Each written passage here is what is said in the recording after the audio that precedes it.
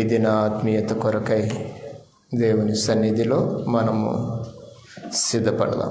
పరిశుద్ధుడైన మా తండ్రి, పరలోకమందున్న మా దేవ, మీకు స్తోత్రములు ప్రభువా, స్తుతులునైనా స్తోత్రాలు. ఇది నా ఆత్మీయతలో ఆరాధన క్రమములో ఇంతవరకు ప్రారంభ ప్రార్థనలోను, కీర్తనలు పాడుటలోను, వాక్య పఠన ధ్యానములోను, అలాగే సండే స్కూల్ విభాగంలో మీరు మాతో ఉన్నారు. ఇదిగో నాయనా, మాతో మీరు మీ యొక్క ఆత్మీయ శక్తిని బట్టి, మీరు మాలో ఉంచిన అతి స్థితిని, ఆత్మీయతను బట్టి నీ సముఖమందు ఈ దిన ఆరాధన కొరకై మేము సిద్ధపడగా ఇంతవరకు మాతో ఉండి కార్యక్రమం అంతటిని కూడా మీరు జరిగిస్తూ వచ్చినందుకై మీకు స్తుతులు స్తోత్రములు నాయన. ఈ సమయమందు మీ మాటలను వినాలి. నీ గ్రంథములో మీరు మా కొరకు సిద్ధపరిచిన మాటలని నాయన మా హృదయాల్లో భద్రపరచుకోవాలి. మాకు కావలసిన అవసరమైన అర్థము కాని మాటలు మీరు మాతో మాట్లాడండి. నిజముగా నీ గ్రంథాన్ని మేము ధ్యానిస్తూ ఉండగా కొన్ని మాకు తెలియకనే మేము దాటిపోతున్నాం. మాతో మాట్లాడండి నాయన. మేము ప్రతిదీ కూడా తెలుసుకొని ధ్యానించి పరీక్షించి పరిశోధించి అటు విషయాల్ని మరొకరికి మేము తెలియచేయనట్లుగా మాకు కావలసిన జ్ఞానమును, జ్ఞాపక శక్తిని, కావలసిన ఆత్మీయతను మీరు దయచేయండి. బుద్ధి, జ్ఞాన, సర్వ సంపదలు మీలో ఉన్నాయి. మాకు సిద్ధపరచండి. మాకు మీ మాటలను మీరు మాతో మాట్లాడుతూ ఉండగా వినగలిగిన చెవులు, గ్రహింపు కలిగిన మనస్సును మాకు దయచేసి మా హృదయములు తెరవబడినవై మీ మాటలు మా హృదయంలో చేర్చుకొని నాయన వాటిని నెమరు వేసుకుంటూ మా యొక్క ఆత్మీయ జీవితాన్ని, ఈ భూమి మీద మా ప్రయాణాన్ని కొనసాగించే భాగ్యం మాకందరికీ దయచేయమని, మమ్మలను చెప్పబోతున్న మీ మాటలను మీ దయగలిగిన హస్తాలకు సమర్పించుకుంటూ మీరు మాట్లాడుతుండగా మీ యొక్క శక్తి మాకు తోడుగా ఉంచి నడిపించమని యేసుక్రీస్తు నామములో ప్రార్థిస్తున్నాము తండ్రి, ఆమెన్. ముందుగా మన పరమ తండ్రి అయిన దేవాతి దేవునికి నా యొక్క స్తుతులు స్తోత్రములు చెల్లిస్తూ ఉన్నా. అలాగే ఇది నా ఆత్మీయత కొరకై సిద్ధపడిన మిమ్మల్ని ప్రేమపూర్వకంగా ఆహ్వానిస్తూ, ఇది నా వాక్య ధ్యానము కాదు కానీ కొన్ని ప్రశ్నలు మీలో కొందరు నాకు పంపించారు. వాటిని మీకు చెప్పడానికి ఇష్టపడుతున్నాను. ప్రశ్నలు అడిగినా రాలా, రైట్, రికార్డింగ్ ఉంటుంది కాబట్టి ఖచ్చితంగా ఆమెకు తెలిసే వెసులుబాటు ఉంది. ఎందుకంటే మనము ప్రతిదీ కూడా రికార్డ్ చేస్తున్నాం కనుక పరిశుద్ధ గ్రంథంలో నుండి కొంత వెసులుబాటు ఆమెకు ఉంటుందని నేను తలస్తూ ఉన్నాను. పరిశుద్ధ గ్రంథంలో మనకు తెలియని పదాలు, అంటే మనము అర్థం చేసుకోలేని పదాలు చాలా ఉంటాయి. కొన్ని అర్థమైనట్టు ఉంటాయి కానీ అర్థం కావు కూడా. మనం ఏదో అనుకుంటామో అదైతే అయి ఉండదు. ఎందుకంటే మనం అనుకున్నది అది వాక్యానుసారంగా అయి ఉండకపోయి ఉండొచ్చు. కొన్నిసార్లు అవుతుంది. అంటే అన్నీ అర్థం కావని నేను చెప్పను. కొన్ని అర్థం అవుతాయి, కొన్ని అర్థం కావు. అర్థం కానివి మనము తెలుసుకునే క్రమంలో ఒక నెలలో ప్రశ్న జవాబులని మీతో నేను చెప్పాను. ఈరోజు అలాంటి కొన్ని విషయాల్ని సహోదరి మౌనిక అడిగారు. ఎందుకో ప్రకటన గ్రంథం చదువుతున్నట్టుగా అనిపించింది ఆమె. నేను పరిశుద్ధ గ్రంథాన్ని ధ్యానించే క్రమంలో పరిపూర్ణంగా గ్రంథాన్ని ధ్యానిస్తూ ఉన్న ఆ వరవడిలో కొన్ని ప్రశ్నలు రావటం సహజమే. తనకు అర్థం కానీ కొన్ని అడిగింది. సాధ్యమైనంత వరకు వాటిని మీకు నేను చెప్పడానికి ఇష్టపడుతున్నాను. మీకు కూడా తెలిసి ఉంటే యూ కెన్ రైట్, మీకు ఇబ్బంది లేదు. తెలియకపోతే మరలా మీరు దాన్ని కొంచెము నోట్ చేసుకోండి. దాంట్లో వివరణ ఎంతవరకు అది దైవికమో మనము ఆలోచన చేద్దాం.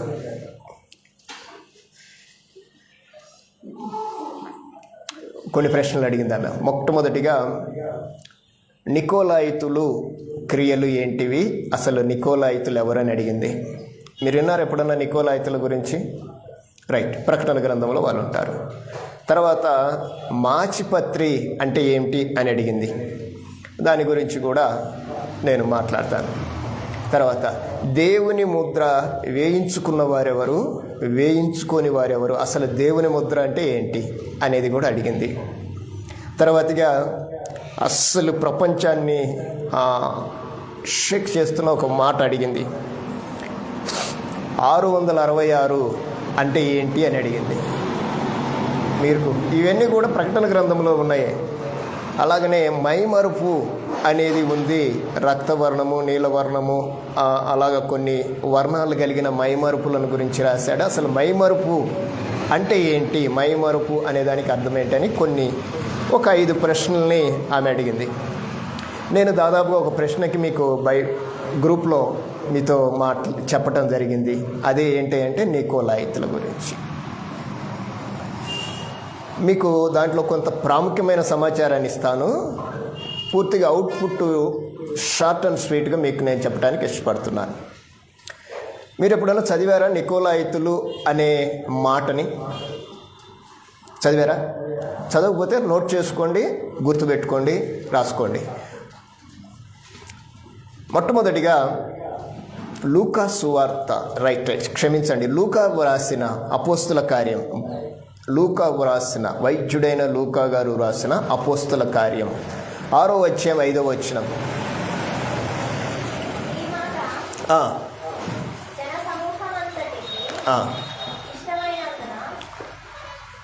చదవాలి మీరు ఎందుకు ఆగుతున్నారో.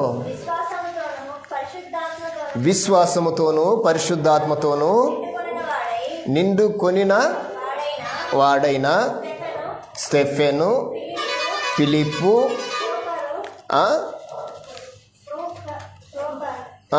చదవము, అక్కడ ఏముంటే చదవరాదండి.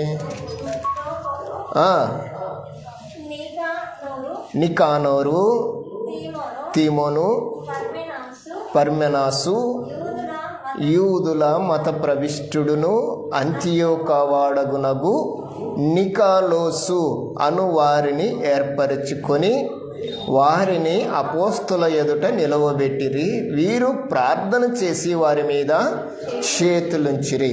ఇక్కడ ఎవరు కనపడుతున్నారంటే, మీరు అడిగిన ప్రశ్నలో నికోలాసు అనే వ్యక్తి కనపడుతున్నాడు. ఎవరు? నికోలాస్.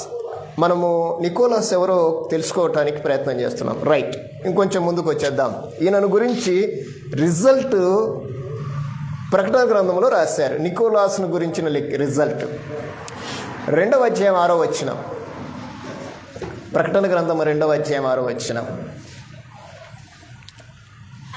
అయితే ఈ ఒకటి నీలో ఉన్నది, నికోలాయితుల క్రియలు నీవు ద్వేషించుచున్నావు,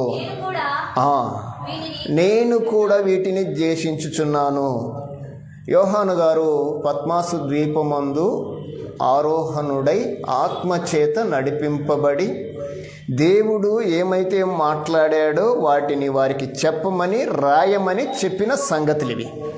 మాట్లాడుతున్నవాడు యేసు ప్రభు. బాగా గుర్తుపెట్టుకోండి, యేసు ప్రభువు యోహానుతో రాయమని మాట్లాడుతున్న మాటలు ఏంటంటే, అక్కడ ఉండబడిన సంఘానికి ఉత్తరం రాస్తున్నాడు. ఆ సంఘం పేరు ఎఫెసు సంఘాన్ని గురించి రాస్తూ ఆ సంఘాన్ని గురించి ఒక ప్రాముఖ్యమైన విషయాన్ని తెలియజేశాడు. ఏంటంటే, నికోలాయితుల క్రియలను నీవు ద్వేషించుచున్నావు, నేను కూడా వీటిని ద్వేషించుచున్నాను. యేసు ప్రభు అంటున్నాడు, నికోలాయితుల క్రియలను ద్వేషించుచున్నట్లుగా ఎఫెసు సంఘములో ఉండబడిన సంఘస్థులతో మాట్లాడాడు.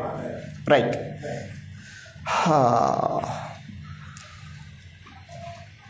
15వ వచనం. ఇప్పుడు మరొక సంఘంతో చెప్తున్నాడు. పెర్గమా అనబడిన సంఘాన్నితో రాస్తూ, అటువలే నికోలాయితుల బోధను అనుసరించువారు నీలో ఉన్నారు. కావున మారు మనసు పొందుము. లేని ఎడల నేను నీ యొద్దకు త్వరగా వచ్చి నా నోట నుండి వచ్చు ఖడ్గము చేత, నా నోట నుండి వచ్చే ఖడ్గముతో ఏం చేస్తాడంట? నాటో నుండి ఏమొస్తుందంట? ఖడ్గం వస్తుంది, ఖడ్గంతో యుద్ధం చేస్తానంటున్నాడు అని చెప్పేట ఆయన ఎవరు? యేసుప్రభు. రైట్. నికోలాయితులు అనబడిన వ్యక్తి మనకు బయట కనపడతాడు. ఎక్కడ? అపోస్తుల కార్యగ్రంథంలో, చరిత్రలో. వీరెవరయ్యా అంటే అపోస్తలులు పరిచర్య చేస్తూ ఉన్నప్పుడు, బోధ చేస్తూ ఉన్నప్పుడు జనసంఖ్య విస్తరిస్తున్న క్రమంలో ఒక 7 మందిని అపోస్తలులు సంఘానికి నియమిస్తారు. ఆ 7 మంది ఎలా ఉండాలంటే మంచి పేరు పొందిన వారై ఉండాలి, ఆత్మతోనూ జ్ఞానముతోనూ నిండుకొనిన వారై ఉండాలి. ఆత్మతో జ్ఞానముతో నిండుకొనిన వారు 7 మందిని ఏర్పరిచారు. ఆ 7 మందిలో ఒకడు నికోలాస్. నికోలాసు ఎవరు అనేదానికి నేను మాకు ఒక విధానం ఇస్తాను. ఆయన యూదుడు, పుట్టుకతో యూదుడు కాదు. ఎవరు? నికోలాస్. నికోలాసు పుట్టుకతో యూదుడు కాదు అంటే మరి ఎవడు? మరి ఎవరై అంటే అన్య జనాంగములో నుండి యూదుడిగా మారినవాడు. బాగా వినండి. మనము అన్య జనాంగములో నుండి క్రైస్తవులుగా మారిన వారిని. ఎందుకు క్రైస్తవ్యాన్ని మనం విశ్వసించామంటే యేసుక్రీస్తు నీ కొరకు, నా కొరకు, మనందరి కొరకు మరణించి రక్షణనిచ్చాడని ఆయనను మనం విశ్వసించి ఆ రక్షణను కొనసాగించడానికి ఇప్పుడు క్రైస్తవ్యంలో కొనసాగించబడుతూ ఉన్నాం. అటు క్రమాన్ని మనం కలిగి ఉన్నాం. అలాగనే నాడు అన్యజనులందరూ కూడా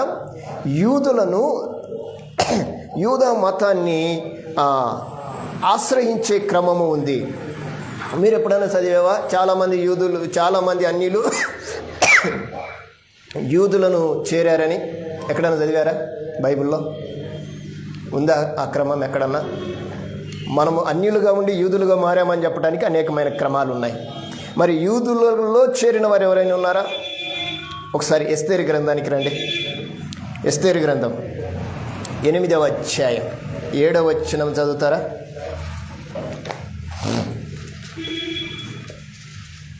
ఎస్తేరు గ్రంథము 8వ అధ్యాయం 7వ వచనం. రాజైన అశ్వేరోషు నాని అయిన ఎస్తేరునకును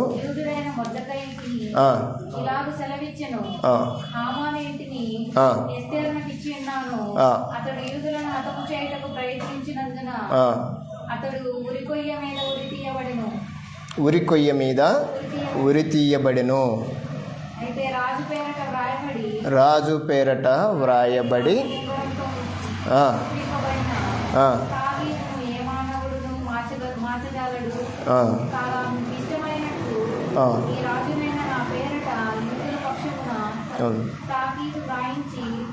అమ్మా 17వ వచనం, క్షమించండి, 17వ వచనం. 7 అని రాసేశాను. 17. రాజు చేసిన తీర్మానమును అతని చట్టము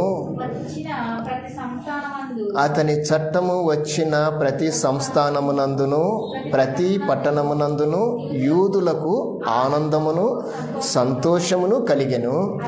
అది శుభమని విందు చేసుకొనిరి. మరియు దేశ జనులలో యూదుల ఎడల భయము కలిగెను గనక అనేకులు ఏం చేశారంట? యూదుల మతాన్ని అవలంబించారు. ఆ యూదుల మతాన్ని అవలంబించిన క్రమములో నుండి వచ్చిన వాడే ఎవరు?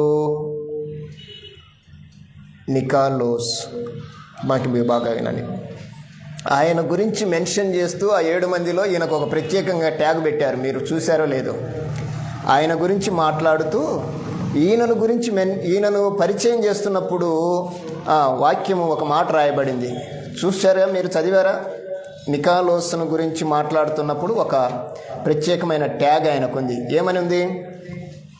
ఆయనను అడ్రస్ చేశాడు. యూదుల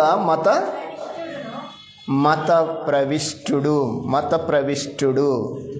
మతస్థుడు కాదు, మత ప్రవిష్టుడును అంతియోక వాడునగు నికాలోసు అని చెప్పారు. జాగ్రత్తగా వినండి. నికాలోసును గురించి దేవుడు మాట్లాడుతున్న మాటను మనం అర్థం చేసుకోవాలి. ఎందుకంటే ఈ రోజుటికి ఆ క్రమాన్ని కలిగి ఉన్నారు. తను ఎక్కడి నుంచి వచ్చాడు? అనేకులు యూదుల మతాన్ని అవలంబించిన వారిలో నుండి వచ్చినవాడు. వాస్తవంగా యూదుడు కాదు, కానీ యూదా మతంలోనికి వచ్చి ఎలాంటి స్థితిని పొందాడంటే ఒక ఉన్నతమైన పరిస్థితిని ఆయన పొందుకున్నాడు. ఎక్కడి నుండి? యూదా మతములో నుండి. యూదా మతములో ఒక ప్రత్యేకించబడిన వాడిగా ఆయన సెలెక్ట్ అయ్యాడు. అయితే అనేకులు యూదా మతాన్ని తీసుకోవటానికి గల కారణం ఏంటో తెలుసా మీకు? అమ్మా, యూదులు యూదా మతాన్ని అనుసరించడానికి గల కారణం ఏంటో తెలుసా? ఏమా తెలుసా? తెలియదా? తెలియకపోతే చెప్తాను. ఈ ప్రపంచాన్ని ఏలబోయేవాడు యూదా రాజ్యములో నుండి, యూదా వంశములో నుండి వస్తాడు అని ప్రవచనాలు తెలియచేయబడ్డాయి. ఎక్కడి నుంచి?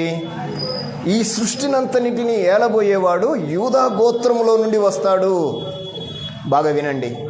యూదా గోత్రంలోకి మనం వెళ్తే, ఆ గోత్రంలో నేను గిన ఉంటే, నాకు ఆ గోత్రం సంచరించబడితే, ఒకవేళ నాలో నుండి గిన ఆ లోకరక్షకుడు లేకుంటే ఆ యూదా గోత్రపు సింహం వాడు వస్తాడేమో అనే ఆలోచన ఆరుకుంది. ఎవరు ఆయన అంటే, ఆయనను గురించి పాత నిబంధన ప్రవచనాలు ఏం చెప్పాయంటే, మెస్సయ్య అనే ఒక వ్యక్తి వస్తాడు, ఆయన ఈ లోకానంతటిని కూడా పాలిస్తాడు అనే క్రమాన్ని ఆయన ఆనాటి అనేకులు యూదా మతాన్ని అవలంబించారు. అట్లాంటి క్రమం ఉందని. ఎవరని? మొట్టమొదటిగా యూదా గోత్రములో నుండి ఒక రక్షకుడు వస్తాడు గనక, యూదా గోత్రములో నుండి రాజ్యము స్థిరపరచబడుతుంది గనక, ఈ యూదా గోత్రమే ఈ ప్రపంచాన్ని ఏలుతుంది. ఆ గోత్రములో ఉన్నవాడే గొప్పవాడిగా పిలువబడతాడు. ఆ గోత్రములో ఉన్నవారికే ప్రియారిటీ ఉంటుందని. బాగా వినండి. అందరూ యూదా మతంలో చేరారు. ఈరోజు కూడా ఒక చిన్న నానుడు ఉంది.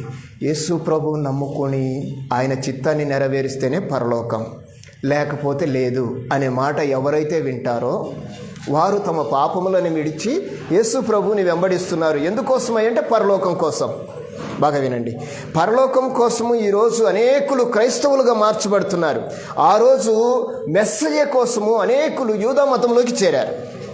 అలాగ చేరిన వాడే నికోలాస్. పుట్టుకతో యూదుడు కాదు, మతంలో చేరినవాడు. ఇతడు ఆ క్రమాన్ని అనువలించడానికి ఒక ప్రత్యేక శైలిని పొందాడు. ఆ శైలిలో చాలా ఉన్నతంగా యూదా మతంలో ఒక మత ప్రవిష్టుడిగా ఆయన స్థిరపరచబడ్డాడు.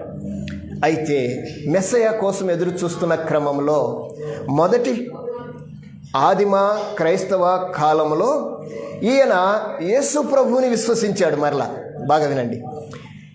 అన్యుడిగా యూదా మతంలోకి వచ్చాడు. యూదా మతంలో నుండి యేసు ప్రభుని విశ్వసించాడు. బాగా వినాలి. ఈ రోజుటికి యూదులుగా పిలువబడుతున్న కొందరు యేసు ప్రభుని మెస్సయ్యగా అంగీకరించటం లేదు. బాగా వినాలి. ఈరోజు యెరూషలేం ప్రాంతం ఉంది కదా, ఇశ్రాయేలు దేశం ఉంది కదా. మీరు ఇశ్రాయేలు దేశంలోకి వెళ్ళి యేసుక్రీస్తు ప్రభు వచ్చాడంటే వాళ్ళు ఇప్పటికీ నమ్మరు. అలాగే చాలామంది ఉన్నారు. యెరూషలేం అంటే ఇశ్రాయేలు దేశంలో ఇంకా యేసు ప్రభువుని వచ్చాడు, వెళ్ళాడు, మరలా వస్తాడు అంటే నమ్మటం లేదు. కానీ వారి యొక్క నమ్మకం ఏంటంటే, మెస్సయ్య ఇక్కడికి వస్తే 3వ ద్వారం తెరవబడుతుంది, ఇక్కడి నుంచే రాజ్య పరిపాలన చేస్తాడు అని వారు భౌతికమైన రాజు కొరకు ఈ రోజుకి ఎదురు చూస్తున్నారు. వారు ఎప్పటి నుంచి?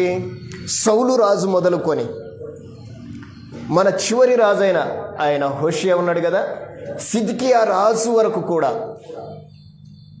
ఆ తర్వాత కొంతమంది రాజులు వచ్చేసారు కాలక్రమేణా.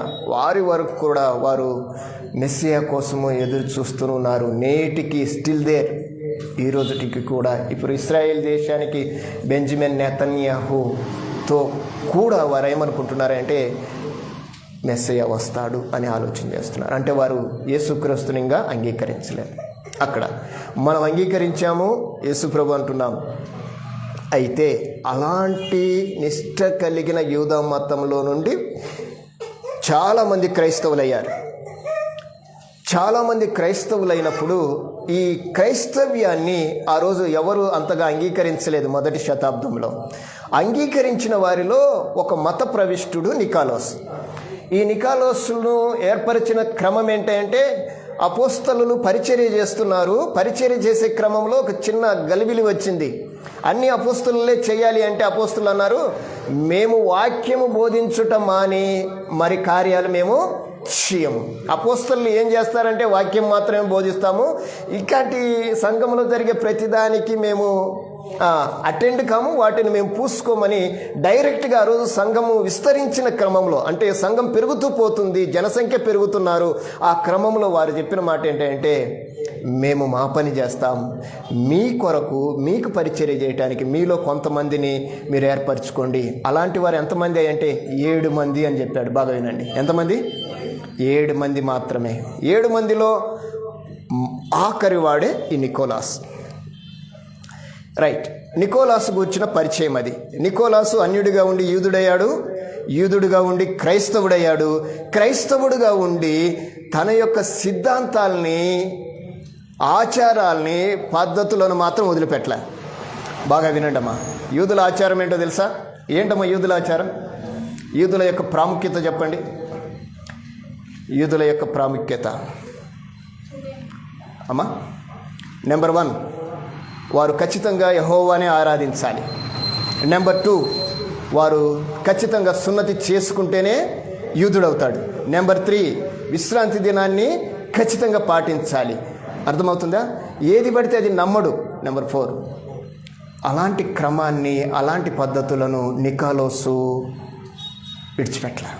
క్రైస్తవుడయ్యాడు, క్రైస్తవులలో చేరాడు, క్రైస్తవుడిగా సిద్ధపడ్డాడు, యేసుక్రీస్తుని స్వరక్షకుడిగా అంగీకరించాడే కానీ ఆ క్రమాన్ని ఆయన వదిలిపెట్టలేదు. ఈ నికాలోస్ చేసిన రెండు విషయాలు మీకు నేను చెప్తాను. చరిత్రలో, అపోస్తుల కార్య గ్రంథములో, చరిత్రలో పౌలు సువార్త ప్రకటిస్తూ ఏం చెప్పాడంటే, శరీర సున్నతి అవసరం లేదు, బాహ్య సున్నతి ఉంది, అది చేసుకుంటే చాలు, దేవుడు అంగీకరిస్తాడని చెప్పాడు. శరీర సున్నతి అంటే అది మగవారికి మాత్రమే చేసేది, బాహ్య సున్నతి అంటే ఇది అందరికీ అప్లై అయ్యేదని పరిశుద్ధాత్మ దేవుని ద్వారా నడిపించబడి యేసు క్రీస్తు ద్వారా ఏర్పరచుకున్న పౌలు చెబితే దీన్ని వ్యతిరేకించిన వాడే నికోలాస్. ఏంటను అలా చెప్తావు? అది కరెక్ట్ కాదు. యూదుడు కావాలన్న ఆ సున్నతి అనేది వాస్తవము, దాన్ని శరీరపరంగా ఆలోచన చేసి సున్నతిని గుర్చిన సమస్యను లేవనెత్తాడు. మీరు అపోస్తుల కార్యగ్రంథంలో ఆ సమస్య ఉంటుంది, మీరు చూడొచ్చు. అంటే చాలామంది దీన్ని బేస్ చేసుకుని ఏం చెప్తారంటే, అది ఇప్పుడు అవసరం, అది కొంచెం మరలా టాపిక్ డెవలప్. శరీర సున్నతిని బట్టి వాళ్ళు చేయాలనుకున్నప్పుడు దాన్ని, ఆ సమస్యను యెరూషలేం పెద్దల దగ్గరికి తీసుకెళ్తారు. అయ్యా, ఒక సమస్య వచ్చింది. యెరూషలేంలో ఎవరున్నారు? అపోస్తలులు ఉన్నారు, పేతురు, యోహాను, యాకోబులు ఉన్నారు, వారు సంఘ పెద్దలు. అక్కడికి సమస్యను తీసుకెళ్తే ఆ సమస్యను వారు ఆలోచన చేశారు. ఎవరు చెప్పారు ఈ మాటలు మీకంటే? పౌలు గారు బోధిస్తున్నారండి, పౌలు గారు చేస్తున్నారంటే పౌలు గారు అక్కడికి వచ్చేసాడు, ఈ సమస్య మీదనే వచ్చేసాడు. ఆయన వచ్చి మాట్లాడుతున్నాడు. ఎస్, ఇలాగ చెయ్యాలి, ఇలాగ చేయటం కరెక్ట్ కాదన్నారు. అంటే మొదటి సంఘము అలాగనే క్రమంలో జరుగుతుంది. అమ్మ, శరీర సున్నతి అనేది మీకు తెలుసు, పురుషుల యొక్క గోప్యాంగ చర్మాన్ని కట్ చేసేది. అది అబ్రహాము 99 ఏళ్లలో అప్పుడు తీసుకున్నాడు. అంటే ఇస్సాకుకు ఆయనకు ఒకసారి సున్నతి చేయబడింది అనేది మనం వింటాం. అయితే ఈ సున్నతి సమస్యను లేవనెత్తినవాడు నికోలాస్. అయితే ఏది కరెక్ట్ అంటే పౌలు గారు చెప్పిందే కరెక్ట్ అని తీర్మానం చేసి పంపించేసేసారు. తర్వాత కొరింథీ సంఘంలో పౌలు గారు మాట్లాడుతున్నప్పుడు ఒక గొడవడి వచ్చింది, ఒక కక్షలు ఉన్నాయని తెలిసింది. ఏమున్నాయి కొరింథీ సంఘంలో? కొరింథీ సంఘంలో ఏమైనా ఉన్నాయా సమస్యలు? అసలు సమస్యలు లేని సంఘం ఎక్కడ ఉంటుంది? కొరింథీ సంఘంలో ఏమున్నాయంటే పౌలు గారు సంఘాన్ని స్థాపించి మరలా తన ప్రయాణాన్ని మరొకసారి నడిపిస్తున్నప్పుడు అక్కడ ఉండబడిన వారు డివైడ్గా కనపడ్డారు. మీరందరూ శ్రద్ధగా వినండి. ఎలా కనపడ్డారు వీళ్ళు? మొదటి అధ్యాయం 10వ వచనం. పౌలు గారు వారితో మాట్లాడుతూ వారికి పత్రికను రాశాడు. మీరు త్వరగా చదవాలి. ఏమున్నాయి సంఘంలో? కొరింథీయులకు రాసిన మొదటి పత్రిక 10వ అధ్యాయం మొదటి అధ్యాయం మొదటి పత్రిక 10వ వచనం. సహోదరులారా,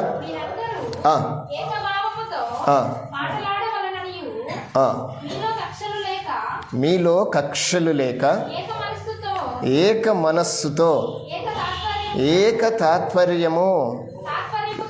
ఏక తాత్పర్యముతోనూ సన్నద్ధులై ఉండవలెననియు మన ప్రభు అయిన యేసుక్రీస్తు పేరట సంఘాన్ని వేడుకుంటున్నాడు పౌలు. ఏమని చెప్తున్నాడు? వేడుకుంటే ఏమన్నాడు? నా సహోదరులారా, మీలో కలహములు కలవని మిమ్మును గూర్చి. ఒక సంఘములో, ఆ సంఘములో ఒక విల్లు, ఒక కుటుంబము ఆయనతో మాట్లాడింది. ఏమని మాట్లాడింది? ఏమున్నాయని మాట్లాడింది? కలహములు ఉన్నాయి. కలహాలు ఎలాంటి కలహాలు అయ్యంటే, ఒకడు పౌలు వాడని, ఒకడు అపోల్లో వాడని, మరొకడు కేఫా వాడని, ఇంకొకడు నేను క్రీస్తు వాడని చెప్పుకొనుచున్నారని నా తాత్పర్యము. డివిజన్స్ వచ్చేసాయి. అక్కడ అందరూ పరిచర్య చేస్తున్నారు. ఇక్కడ అపోస్తలు కనపడరు మీకు. ఒక పౌలు కనపడతాడు. పౌలు అపోస్తలుడిగా పిలువబడినాడు, కానీ ఆయన యేసుక్రీస్తుతో తిరిగిన అపోస్తలుడు కాదు. యేసుక్రీస్తు అపోస్తలుడుగా చేసినవాడు. బాగా వినాలి మీరు. అపోస్తలు ఎంతమంది అంటే 12 మంది. 12 మందిలో ఒకడు చనిపోతే మరొకరిని ఆయనకు యాడ్ చేశారు. ఆయన పేరు మత్తీయ. ఆ మత్తీయతో పాటు మరొక అపోస్తలుడు ఉన్నాడు. ఆయన ఎవరయ్యా అంటే అపోస్తలుడైన పౌలు. ఈయనని ఎవరు చేశారంటే యేసు ప్రభువే చేశాడు. ఇక దానికి ఎక్కడ కూడా మరొక ప్రశ్న లేదా దానికి. ఇక్కడ ఉన్న వాళ్ళందరూ డివైడ్ అయిపోయారు. ఇక్కడ ఎవరు కానీ యోహాను వాడని, లేకుంటే మత్తయి వాడని, లేకుంటే యోహాను, లేకుంటే యాకోబు వాడని ఇలా చెప్పుకోవటంలే. ఆ అపోస్తలుల పేరు చెప్పుకోవటంలే. ఆయన ఏర్పరిచిన వారు, వెంబడిస్తున్న వారి పేర్లు చెప్పుకుంటున్నాడు. వారు చెబుతూ ఏమంటున్నాడంటే, మీలో కక్షలు వచ్చేసాయి, డివిజన్స్ వచ్చేసాయి అని చెప్పాడు. ఈ డివిజన్స్ ఎక్కడి నుంచి వచ్చాయంటే వారు నడుస్తున్న నడవడికను బట్టి. బాగా వినండమ్మా. వారు నడుస్తున్న నడవడికను బట్టి డివిజన్స్ వస్తే వాటన్నింటినీ సరిచేయటానికి పౌలు గారు పత్రికను రాసి వారందరూ ఏకభావముతో, ఏక తాత్పర్యముతో, ఏకముగా ఉండాలని ఆయన కోరుకుంటూ వారిని వేడుకున్నాడు. వేడుకోవటం అంటే, నీకు దండం పెడతాను ఆయన, మీరు విడిపోవాకండి, కలిసి ఉండండి, కలిసి ఉంటేనే దేవుడు మనల్ని తన పరిచర్యకు పిలిచాడు అని ఆయన చెప్తున్నాడు. అంటే 9వ వచనంలో అంటాడు, మన ప్రభు అయిన యేసుక్రీస్తు అను తన కుమారుని సహవాసమునకు మిమ్మును పిలిచిన దేవుడు మన దేవుడు నమ్మదగినవాడు. మనల్ని పిలిచింది నీ కొరకు, నా కొరకు, కేఫా కొరకు, అపోల్లో కొరకు, పౌలు కొరకు కాదు, క్రీస్తు కొరకు అని చెప్పి బతిమాడుతున్న పరిస్థితి. అంటే ఇలాంటి క్రమాలు ఆ రోజు సంఘములో ఉన్నాయి. అలాగనే క్రమము కొనసాగించబడుతూ వస్తూ ఉంది. అంటే ఇలా డివిజన్స్ జరుగుతున్నాయి, పరిచర్య విస్తరిస్తుంది. ఇలాగా అనేకులు తయారవుతున్నారు, పరిచర్య ఏమో కొనసాగించబడుతుంది. అంటే దేవుడు అనుకున్నది దేవుడు చేస్తున్నాడు, దేవుడు అనుకోనిది కూడా జరుగుతుంది. అంటే మీకు ఒక చిన్న మాట చెప్తాను. దేవుని పని జరిగే తోట దేవుని పని కానిది కూడా చెప్పండి, జరుగుతుందా జరగదా? జరుగుతుంది. ఎగ్జాక్ట్లీ జరుగుతుంది. అలా జరగకపోతే అపోస్తుల కార్యగ్రంథములో నేను వెళ్ళిపోయిన తర్వాత మీలో క్రూరమైన తోడేళ్ళు వస్తాయని పౌలు చెప్పడు. ఎలాంటి వారు వస్తారని చెప్పాడు ఆయన? నేను వెళ్ళిపోయిన తర్వాత క్రూరమైన తోడేళ్ళు వస్తాయి అంటే అపోస్తుల కార్యం 28వ అధ్యాయంలో ఆ మాట మాట్లాడతాడు. ఆయన ఒక్కడే మాట్లాడా అంటే ఆయన ఒక్కడే మాట్లాడలే. బాగా వినండి. యోహాను గారు మాట్లాడారు ఎవరి గురించి? అబద్ధ ప్రవక్తలను గురించి. పేతురు గారు మాట్లాడారు ఎవరి గురించి? అబద్ధ ప్రవక్తలను గురించి. యాకోబు గారు మాట్లాడారు ఎవరి గురించి? అబద్ధ ప్రవక్తలను గురించి. పౌలు గారు మాట్లాడారు అబద్ధ ప్రవక్తలను గురించి. ప్రతి ఒక్కరూ చెప్తూ వస్తున్నారు. అయితే అలాంటి అబద్ధ ప్రవక్తలుగా లేకుంటే అబద్ధ బోధకుడిగా ఒక బోధను ఏర్పరచుకున్నవాడే నికాలోస్. నికాలోస్ ఏం చేశాడంటే తనకంటూ కొంతమందిని ఫాలోవర్స్ని తయారు చేసుకున్నాడు. మీకు అర్థమైంది అనుకుంటాను. నికాలోస్ అనే మాటకు అర్థం మీకు చెప్పాను నేను. విజయము పొందిన ప్రజలు అంటే వెనుదిరగని వారు, లేకుంటే లోబడనొల్లని వారు. వారు కనుక్కున్నదే కరెక్ట్ అని నిరూపించేవారు. మీరు ఇప్పుడు ఏనండి అమ్మ, ఇప్పుడు కొంతమంది ఉన్నారు, యెహోవా సాక్షులు యేసుక్రీస్తుని దేవునిగా ఒప్పుకుంటారా? ఏమా, యెహోవా సాక్షులు ఒప్పుకుంటారా? వాళ్ళు ఏం ఒప్పుకుంటారో తెలుసా? యేసుక్రీస్తు దేవుడు కాడు అంటారు. వీళ్ళు ఆ సంతతే కదా, వీళ్ళు కూడా వాళ్ళే కదా. ఎవరు? అక్కడి నుంచి వచ్చిన వాళ్ళే, వీళ్ళంతా అక్కడి నుంచి వచ్చిన వాళ్ళే. అయితే నేను ఒక మాట చెప్తాను. ఇలాంటి క్రమంలో నుండి ఇలాంటి ఫాలోవర్స్ని తయారు చేసుకున్న వాడే నికాలోస్. మీకు అర్థమైంది అనుకుంటాను. అంటే ఇతనికి ఒక బోధ ఉంది. ఈ బోధన గురించి యేసు ప్రభు వారు ఎఫెసీ సంఘంతో మాట్లాడాడు. బాగా వినండి. ఎవరితో మాట్లాడాడు? ఎఫెసీ సంఘానికి. అంటే యోహాను పద్మాసు దీపమందు ఆరోహణమైపోయినప్పుడు ఆయనతో మాట్లాడాడు. ఏమని మాట్లాడాడు? నీవు నికాలయుతుల క్రియలను ద్వేషించుచున్నావు అని చెప్తూ ఈయనేమన్నాడంటే, నేను కూడా వీటిని ద్వేషించుచున్నాను. సంఘము ఏం ద్వేషించిందంట ఆ రోజు? ఎఫెసీ సంఘము ప్రకటన గ్రంథం 2వ అధ్యాయం 6వ వచనంలో మాట్లాడిన మాట ఒకసారి.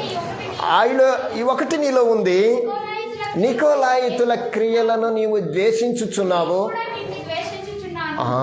అంటే యేసు ద్వేషించే క్రియలు ఎక్కడున్నాయమ్మా? నికోలాయితులు ఉన్నారు. నికోలాయితులు ఎక్కడున్నారు? ఎఫెసు సంఘంలో ఉన్నారు. రైట్, మనం అక్కడికి రావాలి. సంఘంలో ఎవరున్నారా అంటే మాట వినేటోళ్ళు ఉన్నారు, మాట వినని వారు ఉన్నారు. మాట వినని వారిని గురించి మాట్లాడుతున్నాడు, మాట విన్న వారి గురించి కూడా మాట్లాడుతున్నాడు. ఇక్కడ మీరు ఏడు సంఘాలను గురించి రాస్తే వారికి ఉండబడిన లోపాన్ని తెలియజేశాడు, వారికి వచ్చే ప్రతిఫలాన్ని తెలియజేశాడు. బాగా వినండి. వారికి ఉన్న లోపాన్ని చూపించాడు, వారికి వచ్చే ప్రతిఫలాన్ని చేశాడు. అయితే ఇక్కడ కూడా ఎఫెసు సంఘంతో మాట్లాడుతుంటున్నాడు, మీరు మాత్రం అప్రిషియేట్ చేయాలి మిమ్మల్ని. ఎందుకంటే మీరు నికోలాయితుల క్రియలు ఉన్నాయే, క్రియలంటే వారు చేసే పనులు, చేష్టాలు, వారి అలవాట్లు, వారి పద్ధతులు ఇవి ఉన్నాయే, వాటిని మీరు ద్వేషిస్తున్నారు. ఎస్, నేను కూడా వాటిని, ఎవరు చెప్పారా మాట? నేను కూడా ద్వేషిస్తున్నానని చెప్పిన ఆయన ఎవరు? యేసు ప్రభు వారే అక్కడ చెప్తున్నాడు. రెండవదిగా ఇక్కడ పెర్గమ సంఘంలోకి వెళ్దాం. 2వ అధ్యాయం 15వ వచనంలో పెర్గమ సంఘం 15వ వచనంలో, అటువలనే నికోలాయితుల బోధన అనుసరించు వారును నీలో ఉన్నారు, కావున మారు మనస్సు పొందుము. లేని ఎడల నేను నీ యొద్దకు త్వరగా వచ్చి నా నోట నుండి వచ్చు ఖడ్గము చేత మీతో యుద్ధం చేస్తాను. మీరు బాగా వినాలి. కొన్ని విషయాలు నేను మాట్లాడతాను. ప్రకటన గ్రంథం చదివేటప్పుడు ఒకంత నా వైపు చూడండి, కొంచెం మనసు పెట్టండి. ఒక చిన్న లాజిక్ నేను నీకు చెప్తాను. పరిశుద్ధ గ్రంథాన్ని చదివేటప్పుడు కొన్ని సూక్ష్మంగా స్థూలంగా ఉంటాయి. అంటే అర్థం చెప్తాను. ప్రత్యక్షంగా పరోక్షంగా ఉంటాయి. మనం ప్రతిదీ కూడా మనకు కనపడినట్టుగానే ఆలోచన చేస్తాం. మన స్థితి ఏంటంటే మనకు ఏదైతే అనిపిస్తుందో అదే చేస్తాం. నికోలాయితులు అంతే. కానీ బైబిల్ని మనం అలా చూస్తే మనం తప్పు చేస్తాం. బైబిల్ని అలా చూడకూడదు. బైబిల్లో పౌలు గారు కొరింథీ సంఘానికి రాస్తూ ఆత్మ సంబంధమైన సంగతులతోనే సరిచూడాలి. మనం ఏదైనా పోటీ పెట్టాలి అంటే బైబిల్కు ఏం పోటీ చెప్పండమ్మా? బైబిల్కి ఏం పోటీ పెడదాం? బైబిల్నే పెట్టాలి. అర్థమవుతుంది? వాక్యానికి వాక్యమే పోటీ, దానికి అదే సాటి. మనం మరొకటి చేయటానికి లేదు. కనుక ఈ ప్రకటన గ్రంథంలో రాయబడిన కొన్ని పదాలకి, కొన్ని మాటలకి అర్థాలు ఉన్నాయి, వాటి భావాలు వేరుగా ఉన్నాయి. ఇవన్నీ కూడా కొన్ని అలంకార రూపముతో ఉన్నాయని మాత్రం మనం మర్చిపోకూడదు. పౌలు గారు, అపోస్తుడైన యోహాను గారు తన దర్శనాన్ని అలంకార రూపంలో చెప్తున్నాడు. యేసు ప్రభు కూడా అదే స్థితిని కలిగి ఉన్నాడు. మీకు విత్తువు అని వాక్యం తెలుసు కదా? విత్తువు అని వాక్యాన్ని ఎలా చెప్పాడు ఆయన? ప్రత్యక్షంగా చెప్పాడా, పరోక్షంగా చెప్పాడా? ప్రత్యక్షంగా చెప్పలేదు, వాళ్ళకి పరోక్షంగా చెప్పాడు. వారికి అర్థం కాల. ఏం అర్థం కాలేదంటే ఆయన అన్నాడు, విత్తువాడు విత్తుటకు బయలువెళ్ళాడు. ఆయన విత్తుతూ ఉండగా కొన్ని విత్తనాలు త్రోవ పక్కన పడ్డాయి, వాటిని పక్షులు మింగేశాయి. కొన్ని విత్తనాలు ముళ్ళ పొదల్లో రాతి నేల పడ్డాయి, వేరు లేక ఎండిపోయాయి. కొన్ని విత్తనాలు ముళ్ళ పొదల్లో పడ్డాయి, ఎదిగాయి కానీ ముళ్ళు అని చేశాయి. కొన్ని మంచి నేలన పడ్డాయి, అవి 30 60 100 ఎదిగాయి. చెవులు గలవాడు వినుగాక అన్నాడు. శిష్యులకు అర్థం కాలే. శిష్యులకే అర్థం కాలేదంటే విన్నోళ్ళకి అర్థమవుతుందా? బాగా వినండి, దీన్ని ఇలాగా మెన్షన్ చేసేసాడు యేసు ప్రభు. ఎందుకో దేవుడు దయచేసి వీళ్ళు అడగటాన్ని బట్టి దాన్ని బయలుపరిచాడు, దాన్ని ప్రత్యక్షంగా చెప్పాడు. పరోక్షంగా వారితో మాట్లాడి ప్రత్యక్షంగా శిష్యులతో చెప్పాడు. ఏమని? విత్తుమాని ఉపమాన భావము మీరు తెలుసుకోనండి అన్నాడు. అంటే కొన్ని చెప్పాడు, కొన్ని చెప్పలేదు. ఈరోజు దేవుడు మనకు కూడా తెలియకపోతే చెప్పండి, చెప్తాడు. ఎప్పుడు చెప్తాడు? శిష్యులు ఆయన అడిగారు, ఈరోజు నేను అడిగితే ఆయన చెప్తాడు, నువ్వు అడిగితే ఆయన చెప్తాడు. కనుక ప్రకటన గ్రంథంలోని కొన్ని మాటల్ని మనము ఉపమాన అలంకార రూపకంగా ఆలోచన చేయాలి. వాటిని వాక్యానుసారంగానే వాటిని మనం లైక్ చేయాలి, అంటే బేస్ చేయాలి. అప్పుడు మనకు రిజల్ట్ వస్తుంది. కనుక ఇప్పుడు నికోలాయితుల గురించి మీకు పూర్తి సమాచారాన్ని నేను ఇచ్చాను అనుకుంటున్నాను. నికోలాస్ అంటే విజయము, లావోస్ అంటే ప్రజలు, ప్రజలను జయించేవారు అని అర్థం అనమాట. దాని పూర్తి పదం ఏంటంటే ప్రజలను జయించేవారు. అంటే అర్థం ఏంటంటే ప్రజలను తమ పక్కకు తిప్పుకునేవారు. ఈరోజు ఉన్నారా లేరా? అసలు ప్రజలను ఎవరి పక్కకు తిప్పాలి ఈరోజు క్రైస్తవులు? ఏమా? ప్రజలను ఎవరి వైపుకు? దేవుని వైపుకు తిప్పాలి. ప్రజలను ఎవరికి శిష్యులుగా చేయాలి? యేసు ప్రభువుకు శిష్యులుగా చేయాలి. కానీ ఈరోజు ఇలాంటి నికోలాయిస్లు ఉన్నారా లేదా? ఉన్నారా లేరా? మీరు నన్ను అడగండి, మా మందిరానికి రమ్మంటే అమ్మో మా మందిరాన్ని వదిలిపెట్టి రామంటారు. నేను మీకు చెప్తాను, మీకు ఎక్కడన్నా వాక్యం వినపడుతుందంటే అక్కడికి వెళ్ళి వినండి, తప్పేం లేదు. ధైర్యం కావాలా? అయితే వెళ్ళేటప్పుడు ఇది వాస్తవమా అవాస్తవమా తెలుసుకోవాలి, సత్యమా అసత్యమా తెలుసుకోవాలి, ఇది వాక్యానుసారమా వాక్యానుసారమా కాదా తెలుసుకోవాలి. ఈ రోజుటికి నికోలాయిస్లు ఉన్నారు. వీళ్ళ యొక్క పూర్తి భావం ఏంటంటే లేఖనములను తప్పుగా బోధించేవారు. లేఖనములను తప్పుగా బోధించేవారు అంటే స్వప్రయోజన భక్తి అని ఒకటి ఉంది కదండి, మీకు చెప్పాను కదా. కొంతమంది ఉన్నారు, వారు సున్నతి సంబంధులే, తమ యొక్క స్వలాభము కొరకు కుటుంబాలని పాడు చేసేవారు ఉన్నారని చెప్పానే తీతుకు రాస్తూ పౌలు గారు మాట్లాడిన మాటలు, తీతుకు రాసిన పత్రికలో పౌలు గారు మాట్లాడిన మాటలు 9వ వచనం అనుకుంటాను. అక్కడ ఆయన చెప్తున్నాడు, అనేకులు విశేషముగా సున్నతి సంబంధులు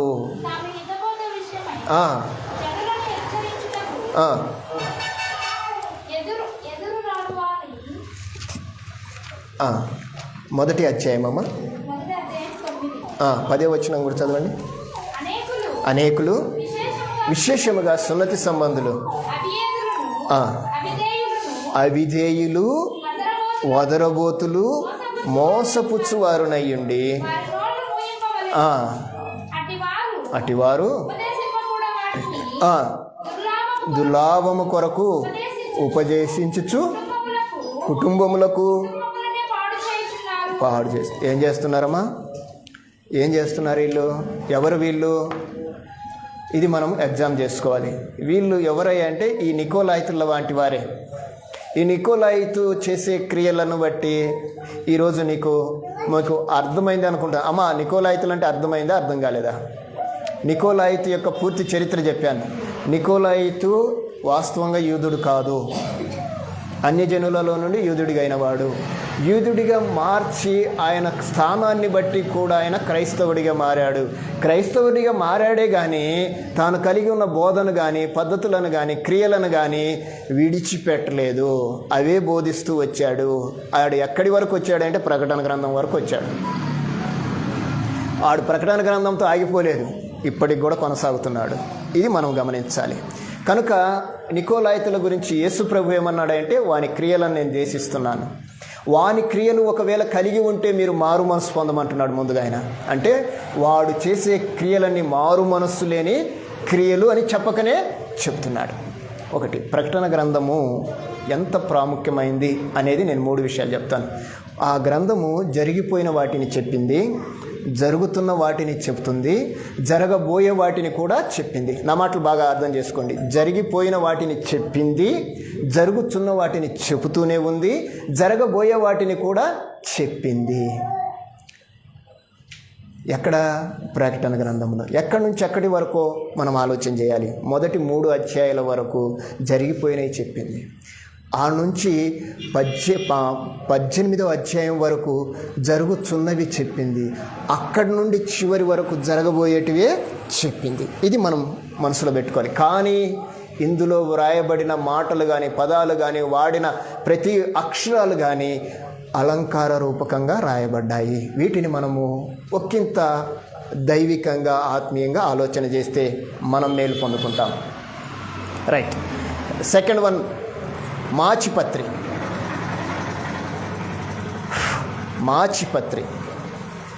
మాచిపత్రి గురించి మీరు ఒక ప్రశ్న అడిగారు. మాచిపత్రి అనేది ఒక ఔషధము అంటే మీకు ఇంగ్లీష్లో దాన్ని ట్రాన్స్లేషన్ చేస్తే దాన్ని ఏమంటామంటే మెడిసిన్ అంటాం. ఏమంటాము? మెడిసిన్.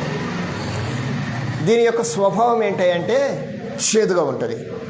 మీరు పారాసెటమాల్ మాత్రం ఎప్పుడన్నా వేసుకున్నారా? ఎలా ఉంటుంది అది? తీయగా ఉంటుందా? ఎలా ఉంటుంది? మీరు ఎప్పుడన్నా గొంతులు వేసుకొని నీళ్లు పోసుకోకుండా ఉంటే మీకు తెలుస్తుంది. చాలా చేదుగా ఉంటుంది. కానీ అది దేనికి పనిచేస్తుంది? జ్వరానికి పనిచేస్తుంది. చేదు ఒక ఔషధం. రైట్. ఇప్పటి నుంచి నేను చెప్పాను. అప్పట్లో ఉన్న మాచిపత్రి గురించి చెప్తాను. దీని యొక్క శాస్త్రీయ నామం వచ్చేసి అర్టిమిసియా వల్గారిస్ అని అర్థం. అర్టిమిసియా వల్గారిస్. ఇది ఔషధ గుణాలు కలిగింది. ఇది ఎలాంటి గుణాలు కలిగింది అంటే రుచికి చేదుగా ఉంటుంది, క్రిమి కీటకాల్ని సంహరిస్తుంది, శరీర సంబంధమైన దద్దుర్లు కానీ వాత రోగాలు కానీ వాటిని తీసేస్తుంది, అతిదాహాన్ని తీరుస్తుంది, కొన్ని రకాల జ్వరాల్ని తగ్గిస్తుంది. శాంటోనైజ్ మెడిసిన్ అన్నమాట. ఇది శాంటోనైజ్ మెడిసిన్ కింద దీన్ని తయారు చేస్తారట. రైట్. ఈ వాక్యము దాదాపుగా మనము చూస్తే ఇర్మియా గ్రంథం 23వ అధ్యాయం 15వ వచనంలో ఉంది. విలాప వాక్యములు 3వ అధ్యాయము 5-15లో ఉంది. అలాగనే ప్రకటన గ్రంథము 8-11లో ఉంది. ఇది దీని యొక్క అలంకార భాష బైబిల్లో 8వ అధ్యాయం 10 నుంచి 18 వరకు చూస్తే ఒక నక్షత్రముగా దీన్ని చూపించాడు. దీన్ని మాచిపత్రి అనేదాన్ని ఒక నక్షత్రంగా చూపించాడు.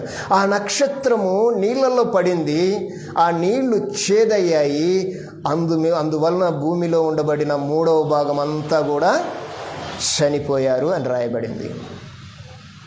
ఏంటి ఈ నక్షత్రము అంటే నీకు ముందే చెప్పాను, ఇది ఒక ఔషధము, లేకుంటే ఒక మెడిసిను, లేకుంటే దేవుడు ఉపయోగిస్తే ఇది ఒక విష పదార్థము అయి ఉండొచ్చు. బాగా వినండి అమ్మా. దీనివల్ల ఎంతమంది చనిపోయారట? భూమి మీద ఉండబడిన అనేకులు చనిపోయారు. కరోనా వచ్చి ఎంతమంది చనిపోయారమ్మా? ఏముంది కరోనాలో? ప్రాణం పోవటమే. విషము అంటే అర్థం ఏంటంటే ప్రాణాన్ని తీసేసేది, అంతే కదా. అవి ఏమైపోయాయి అంటే చేదైపోయాయి. ఏమైపోయాయి? నీళ్లు కలుషితమైనాయి. ఆ నీళ్లు కలుషితం అవ్వటం వలన మనుషులు చనిపోయారు. కరోనా ఎలా వచ్చింది చెప్పండి? వైరస్ ఎక్కడి నుంచి వచ్చింది? వాతావరణంలో నుండి వచ్చింది. బాగా వినండి. అంటే వాతావరణంలో నుండి వచ్చిన వైరస్ ఏం చేసింది? మనుషులని ఏం చేసిందమ్మా? చంపేసింది. అంటే ఏదైనా వైరస్ ఏ విధంగా అయినా మనిషిని కలుస్తుంది. దాని వలన కలిగే ప్రమాదం ఏంటంటే, ఫలితం ఏంటంటే మరణం. మాచిపత్రి అనేదాన్ని దేవుడు ఉపయోగిస్తున్నాడు. ఎవరి మీద ఉపయోగిస్తున్నాడు అనేది కూడా మనం ఆలోచన చేయాలి. ఆయన 7 ముద్రలు తీసుకొని 7 ముద్రలు విప్పుతూ ఉండగా కొన్ని సంగతులు జరిగాయి. బాగా వినండి. ఏమేమి జరిగాయో వాటిని మనం కొంచెంతగా పరిశీలన చేయాలి. మొదటి ముద్ర విప్పితే కొన్ని కార్యక్రమాలు జరుగుతున్నాయి. రెండవ ముద్ర, ఇట్లా 7 ముద్రలు విప్పుతూ ఉన్న క్రమాన్ని మనము బైబిల్లో చూస్తాము. ఈ క్రమంలో నుండి వచ్చిందే ఈ మాచిపత్రి. కాబట్టి మాచిపత్రి అంటే చేదు లేక క్రిమి సంహారిణి. ఎవరు క్రిములు అంటే మనమే. పనికిరాని అన్ని క్రిములే కదా. పనికి వచ్చేదంతా బ్యాక్టీరియా అయితే పనికిరానిదంతా ఏంటి? క్రిములే. అంతేనా? రైట్. మీరు దాన్ని అర్థం చేసుకోండి. ఇప్పుడు మీకు మరికొక విషయాన్ని నేను చెప్తాను. మాచిపత్రి గురించి మీకు అర్థమైంది అనుకుంటున్నాను. అర్థమైంది మాచిపత్రి? రైట్. తర్వాత దేవుని ముద్ర చాలా ప్రాముఖ్యమైన విషయం ఇది. ముద్రకు 3 అర్థాలు ఉన్నాయి. ముద్ర అంటే 3 అర్థాలు ఉన్నాయి. మొదటిది, సీల్ చేసేదానికి ముద్ర వేస్తారు. అంటే ఇంకెవరు కూడా దాన్ని విప్పటానికి వీలు లేనంతగా. విప్పగలిగిన వాడు విప్పొచ్చు, ఎవరంటే వారు విప్పకూడదు. మీరు పోస్ట్ ఆఫీస్కి వెళ్ళారు ఎప్పుడన్నా? పోస్ట్ ఆఫీస్కి బేస్తవారపేట పేరున పోస్టు ఒక సంచి వస్తే ఆ సంచి చుట్టూ తాడు కట్టేసి దానికి సీలేస్తారు. తెలుసా మీకు ఆ సంగతి? ఏమా సీలేసే సంగతి తెలుసా? రైట్. ఇదంతా ఎందుకు? ఎలక్షన్ డ్యూటీ ఎప్పుడైనా చేశారా మీరు ఎలక్షన్ డ్యూటీలో బ్యాలెట్ పేపర్ని సీల్ చేశారా, అలానే పంపించారా? నువ్వు వెళ్ళావమ్మా? సీల్ చేసావా? చేసేది చూపించలేదా? సీల్ చేసేది చూడలేదా నువ్వు? ఎలక్షన్ డ్యూటీ అయిపోయిన తర్వాత ఆ ఎలక్షన్కి సంబంధించిన బ్యాలెట్ బాక్స్ని ఒక పెట్టెలో భద్రపరిచి ముందు దానికి సీలేసి, తర్వాత పెట్టెకు సీలేసి, ఆ పెట్టె మీద మరలా బట్ట కట్టి దానికి సీలేసి దాన్ని పంపిస్తారు. దాన్ని ఎవరు తీయాలంటే దానికి సంబంధించిన ఆఫీసరే తీయాలి. సీల్ దాన్ని ఏమంటారంటే ముద్ర వేయటము అంటారు, సీల్ చేయటము అంటారు. మీకు ఒక విషయం చెప్తాను, మీకు అర్థమయ్యేటిట్లో మన భాషలో. యేసు ప్రభుని సమాధిలో పెట్టి ఒక రాతిని అడ్డగించి దాన్ని ఏం చేశారు? ముద్రించారు అని రాయబడింది. ముద్రించటం అంటే సీల్ చేసేసారు. ఎవ్వరూ కూడా దాన్ని తీయటానికి వీల్లేనట్టుగా సీల్ చేసేసారు. ఇది ఒక అర్థం ముద్రకి. మరొక అర్థం అంటే ముద్రించబడింది ఎవరు పడితే వారు తీయటానికి లేదు, దాన్ని అర్హత కలిగిన వాడే ముద్రించాలి. మీకు బైబిల్ గ్రంథంలో ఈ 7 ముద్రలను పట్టుకొని 7 నక్షత్రాలు ముద్రలు కలిగి ఉంటే దాని ముద్రలను విప్పటానికి ఎవడన్నా ఉన్నాడా అంటే భూమి మీద నుండి ఎవడూ రాలా. ఈయన దిగాలుగా కూర్చుంటే ఒక ఆయన వచ్చి, దిగులు పడవాకు, వాటిని విప్పగలిగిన వాడు ఒకడు వస్తున్నాడు, అడుగో గొర్రె పిల్లని చూపించాడు. అంటే ఒకడు ఉంటాడు ముద్రలు విప్పేటాడు, వాడికే అది సాధ్యం, వాడే తీయాలి, ఎవరు పడితే వాళ్ళు తీయకూడదు. అంటే ముద్రకు మరొక అర్థం ఏంటంటే సీల్ చేయడం. మరొకటి ముద్ర అంటే మరొక అర్థం ఏంటంటే మనము అచ్చు వేస్తున్నాం. ఇప్పుడు ప్రింటింగ్ చేస్తాం చూడండి, ప్రింటింగ్ చేసేదాన్ని ముద్ర అంటారు. ప్రింటింగ్ చేసేదాన్ని ముద్ర అంటారు. మీరు దానియేలు గ్రంథంలోకి వెళ్తే దానియేలుతో భక్తుడు లేకుంటే దానియేలు మాట్లాడుతూ ఏమంటాడంటే అంత్యకాలం వరకు ఈ మాటలని ముద్రించు అంటాడు. మీరు చూసారా ఎప్పుడన్నా ప్రకటన గ్రంథంలో? దానియేలు గ్రంథంలో ఈ మాటను మనం చూస్తాం. 6వ అధ్యాయం 17వ వచనం, 6వ అధ్యాయం 15వ వచనం, 17 17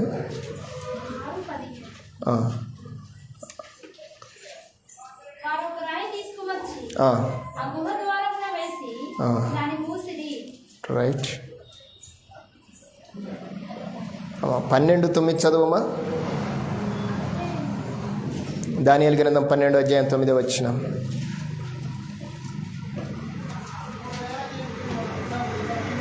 12:9 దానియేలు. అంత్యకాలం వరకు ముద్రింపబడినవి గనుక దానియేలు ఇవి మరుగు చేయబడ్డాయి. ఏం మరుగు చేయబడ్డాయి చెప్పండి? దేవుని యొక్క మాటలు మరుగు చేయబడ్డాయి నాయన, అవి ముద్రించబడ్డాయి. కాబట్టి నువ్వేం చేయాలి? ఊరకుండు అన్నాడు. బాగా వినండి.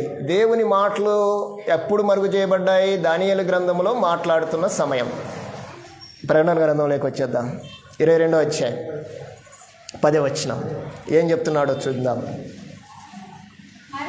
మరియు అతడు నాలోగు ఇలాగ చెప్పాను, ఈ గ్రంథమందున్న ముద్ర వేయవలదు. రైట్. ఇప్పుడు ఏం చెప్తున్నది వాక్యము? చివరి దినాల్లో ఉన్నాము, అంత్యకాలంలో ఉన్నాము కనుక వీటిని ఏం చేయకూడదంట?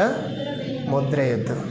అంటే దేవుని వాక్యాన్ని ఇంకా దాచి పెట్టద్దు, కొంతకాలం దాచిపెట్టమన్నాడు. అంటే ముద్ర అంటే ఏంటి అంటే వాక్యాన్ని దాచిపెట్టటము, లేకుంటే వాక్యాన్ని చెప్పటము. అంటే కొంతసేపు కనపడకుండా మాట్లాడకుండా ఉండటం, తర్వాత మాట్లాడటం. ఇది ఒక ముద్ర. మూడవది మీరు అడిగిన ముద్ర. ఎవరు దేవుని ముద్ర కలిగిన వారు? బైబిల్లో దేవుని ముద్ర కలిగిన వారిని ఈ నక్షత్రాలు 7 ముద్రలను తీస్తుంటే అందులో కొంతమంది కనపడ్డారు. ఎవరు వల్ల అంటే వారి 144,000 మంది అని రాయబడి ఉంది. ఆ గ్రంథాన్ని రాస్తూ 140,000 మంది ఉన్నారు, వారు ముద్రించబడ్డారు. ఎవని నొసటనైనా దేవుని ముద్ర కనిపించకపోతే వారిని తీసేసేయమని చెప్పేసింది వాక్యం రాయబడింది. బాగా వినండి. ఎవరు వీళ్ళంటే దేవుని ముద్రను కలిగిన వారు. ఎవరు? 144,000 మంది. మీరు ఒక మాట నాకు వెళ్ళి చూడండి. ఇప్పుడు అందరూ ఈ వాక్యం ఎక్కువగా భక్త సింగ్ వాళ్ళు చెప్తారు. విన్నారు ఎప్పుడన్నా? దేవునికి ప్రతిష్ఠించబడిన వారు, దేవుని కొరకు ఏర్పరచబడిన వారు, దేవుని ముద్ర కలిగిన వారు, తెల్లని వస్త్రములు ధరించుకొనిన వారు ఎవరయ్యా అంటే 144,000 మంది. ఇది బైబిల్లో రాయబడింది. అది ఎవరో కాదు, హెబ్రోనుకు చెందిన భక్త సింగ్ ఫెలోషిప్ వారే అని చెప్తారు. విన్నారా లేదా? నేను చాలాసార్లు విన్నాను. 140,000 మంది అయితే మిగతా వాళ్ళంతా హెబ్రోన్కి 144,000 మంది ఉన్నారా? మిగతా వాళ్ళంతా అంటే వారికి ముద్ర లేదా? అంటే అర్థం చేసుకునే క్రమాన్ని మరలా నేను చెప్తున్నాను. భౌతికంగా, సూక్ష్మంగా, స్థూలంగా ఈ మాటలు మనం ఆలోచన చేస్తే వాటిని గురించి మాట్లాడిన మాటను బట్టి మనము ముద్ర అంటే ఏంటో ఒక్క మాట మీతో నేను చెప్తాను. చదువుతారా? త్వరగా చదవండి. రోమీలకు రాసిన పత్రిక 4వ అధ్యాయం 11వ వచనం. రోమీలకు రాసిన పత్రిక 4వ అధ్యాయం 11వ వచనం. త్వరగా చదవండి. మరియు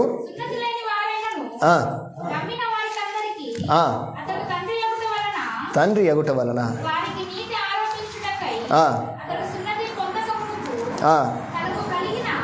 రైట్.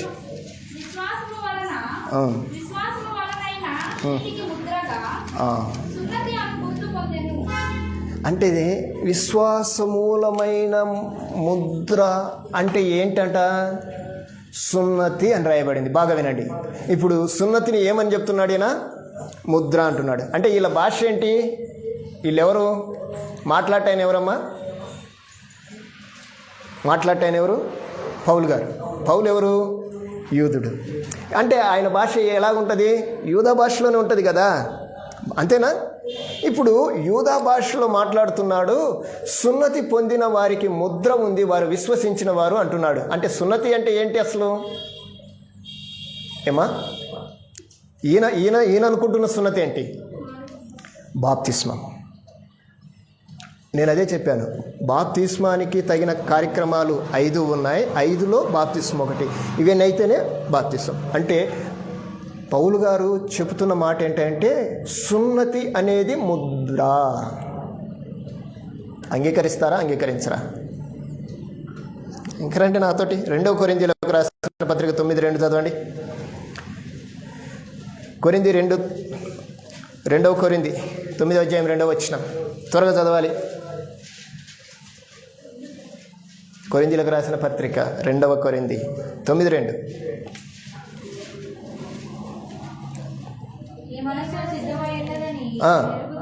ఎరుగుదుము, అందువలన చెప్పి నేను మిమ్మల్ని కూర్చుని మాసిదోనియా వారి ఎదుట అతిశయపడుచున్నాను.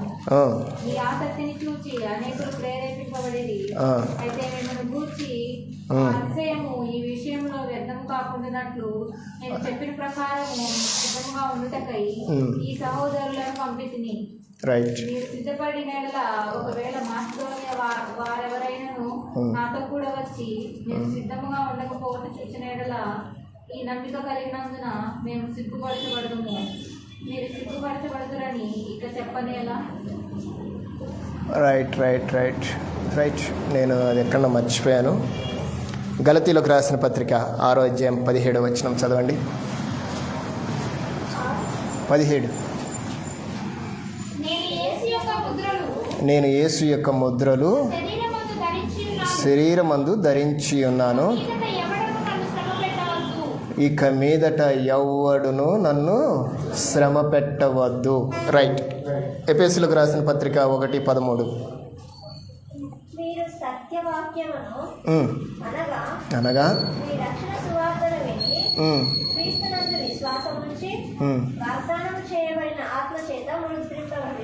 వాగ్దానము చేయబడిన ఆత్మచేత ముద్రించబడితిరి. 4:30 కూడా చదవమ్మా.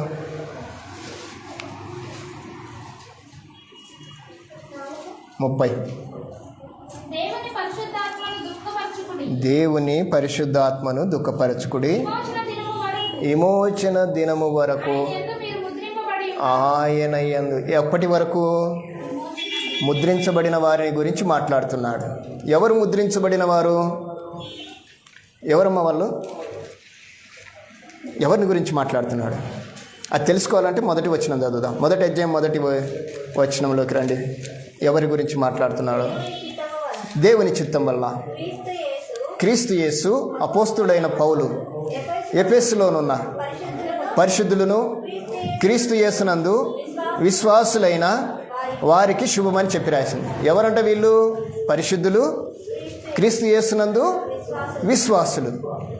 బాగా అర్థమైంది. ఇప్పుడు దేవుని ముద్ర అంటే ఈరోజు నువ్వు నేను దేవుని ముద్రను ధరించి ఉన్నామా లేదా అంటే అర్థం ఏంటంటే, ప్రకటన గ్రంథంలో రాయబడిన ప్రకారము నాటికి ఎప్పుడు రాశాడు? ప్రకటన గ్రంథము రాసిన కాలం వచ్చేసి క్రీస్తు శకము 70-80 సంవత్సరాల కాలంలో, మేబీ 100 ఇయర్స్లో అనుకోండి, 100 బిలోలో రాస్తే అప్పటికి ఆయన ప్రభు చెప్పిన మాటలు రాశాడు. యోహాను సొంతంగా రాసినాయి కదా, ఆయన ఏమైతే చెప్తున్నాడో రాశాడు. అప్పటికి ప్రభు కొరకు ముద్రించబడిన వారు ఎంతమంది అంటే 1,40,000 మంది. వీరు తెల్లని వస్త్రములు అంటే మనం అనుకున్నట్టుగా ఈ వస్త్రాలు అయితే దేవుడు వీటి గురించి మాట్లాడతాడా? దేవుడు ఒకవేళ మాట్లాడితే ఇప్పుడు ఇదే తెల్లనిది అయితే ఇది ఎలాగా ఉండాలి? ఎప్పుడు తెల్లగానే ఉండాలి, మాసిపోకూడదు, మరలా ఉతకూడదు.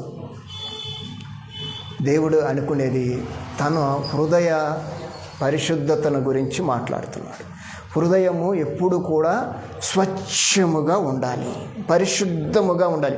పరిశుద్ధతకు గుర్తుగా ఏం వాడతామంటే శ్వేతాన్ని వాడతాం, అంటే తెలుపును వాడతాం. తెలుపును గురించి మాట్లాడుతున్నాడు. ఏమి తెలుపుగా ఉండాలి? మన హృదయము తెల్లగా ఉండాలి, స్వచ్ఛంగా ఉండాలి. ఎప్పుడు స్వచ్ఛముగా మారుతుంది అంటే అది ముద్రించబడితే స్వచ్ఛంగా ఉంటుంది ఎప్పుడు కూడా. మీకు అర్థమైంది అనుకుంటాను. దేవుని ముద్ర అంటే మనస్సున్నతి. ఆ సున్నతి ఎలా ఉండాలి? స్వచ్ఛంగా ఉండాలి. అది స్వచ్ఛంగా ఉండాలి అంటే ప్రతిరోజు మనం దేవుని సన్నిధికి వెళ్ళి ఏదైనా డాట్స్ జరిగితే ఆయనకు చూపించాలి, నిలబడాలి ఆయన ముందు నిలబడితే ఏం చేస్తాడంటే మనం చేసుకోలేనిది ఆయన మాత్రమే చేయగలడు. మనల్ని సరిచేయగలిగిన వాడెవరు? దేవుడు. మనల్ని పరిశుద్ధపరచగలిగిన వాడెవరు? దేవుడు. ఎందుకు ఇలాగ మనం వెళ్ళాలి అంటే మనం పరలోకంలో లేం. భూలోకంలో ఉన్నప్పుడు ఈ దేహము కొన్నింటిని ఆశిస్తుంది. ఆశించటం వల్ల ఏమవుతుందంటే ఈ దేహానికి మలినం అవుతుంది. కొన్ని మాట్లాడతాం, అది మాట్లాడకూడదు, దేహానికి ఏమై ఉంటుంది, అది మరక ఉంటుంది. కొన్ని కార్యక్రమాలు చేస్తాం, కానీ దానివల్ల దేహం ఏమై ఉంటుంది, మరక ఉంటుంది. కానీ మరి ఈ మరకను అలా పెట్టుకుంటే పాపం అవుతుంది. కనుక దీన్ని మనం తీసేసుకోవటానికి, ఇది తెలిసి చేసినా తెలియక చేసినా దీన్ని తొలగించుకోవటానికి మనం ప్రభువు దగ్గరికి ప్రతిదినం వెళ్ళి నిలబడాలి. మీకు అర్థమైంది అనుకుంటాను. అంటే దేవుని ముద్ర ధరించిన వారు ఎవరై అంటే సున్నతి కలవారు. సున్నతి అనేదానికి, తెలుపు అనేదానికి అర్థం ఏంటంటే పవిత్రతకు, పరిశుద్ధతకు సూచన. దేవుని పిల్లలు అలాగా ఉండాలని ఆయన కోరుకుంటున్నాడు. మీకు దేవుని ముద్ర, మాచిపత్రి, ఇకపోతే నికోలాయిత్తులు. చివరిగా మైమరుపు. రకరకాల మైమరుపులు ఉన్నాయి బైబిల్లో. ఎందుకో వాళ్ళందరికీ అలాంటి మైమరుపులు వచ్చేసాయి. మైమరుపులు, ఇనుపు మైమరుపులు. బాగా వినండి. ఒకప్పుడు మనుషులు మైమరుపులు అంటే సైనికులు వాడేది ఇది. సైనికులు ఎప్పుడు వాడతారంటే యుద్ధానికి వెళ్ళేటప్పుడు వాడతారు. ఎక్కువగా తోలు మైమరుపులు వాడేవాళ్ళు ఫస్ట్లో. పూర్వపు దినాల్లో తోలుకు సంబంధించిన మైమరుపు అంటే అర్థం ఏంటంటే కవచము, రక్షణ దట్టి. ఎక్కడి నుంచి ఎక్కడి వరకు అంటే ఇక్కడి నుంచి అంటే ఇక్కడికేమో ఇది శిరస్సానం వస్తుంది. ఈ శిరస్సానాన్ని కవరు చేస్తూ మైమరుపు ఇక్కడి వరకు వస్తుంది, కాళ్ళ వరకు, అంటే మన నడుము వరకు వస్తుంది, నడుము కింది వరకు వస్తుంది మైమరుపు. ఇది ఎక్కువగా ఎక్కడ ప్రొటెక్ట్ చేస్తుంది అంటే ఈ ఛాతి పైభాగాన్ని ప్రొటెక్ట్ చేసేదిగా ఉంటుంది. ఎందుకంటే యుద్ధానికి వెళ్ళేటప్పుడు ఎక్కువగా బాణాలు కానీ కత్తి కానీ ఒక మనిషిని చంపాలి అంటే కరెక్ట్గా గుండెల్లోనే పరచాలి. దాన్ని కవర్ చేయటానికి, అంటే ఈ దేహంలో ఉండబడిన హృదయాన్ని, లేకుంటే అక్కడ గాయం తగలకుండా మనిషి చనిపోవటానికి రక్షణ కవచముగా ఉండే ఒక వస్తువే మైమరుపు. ఇది ఎలాంటిది అంటే ఇనుపది అని రాయబడింది. ఒక మెటల్ గురించి మాట్లాడాడు. ఇనుపది ఎందుకు వాడాడు అంటే అన్నింటికంటే కూడా బలమైంది ఇనుము. మీకు అర్థమవుతుంది అనుకుంటాను. బిల్డింగులకు కట్టేటప్పుడు ఎక్కువగా ఏం వాడతారు? ఇనుము వాడతారా? సిల్వర్ ఎందుకు వాడరు? బలం తక్కువ. బంగారం వాడతారా? కాస్ట్ ఎక్కువ. వెండి వాడతారా? అది కూడా కాస్టే.